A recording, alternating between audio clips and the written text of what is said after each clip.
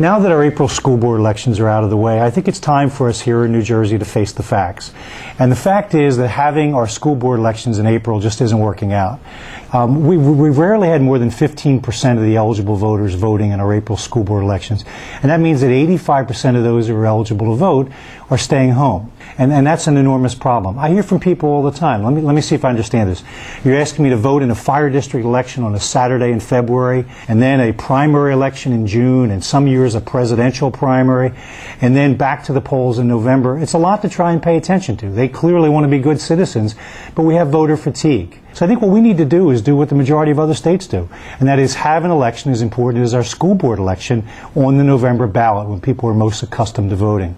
You know, I'm not the only one who feels that way. In the Senate, Senator Shirley Turner has been fighting for this, and there's a number of members of the General Assembly who feel exactly the same way and have been working for this.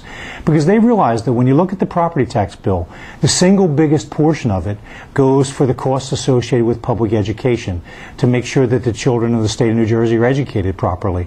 And if you want to have real accountability, you have to start with real elections.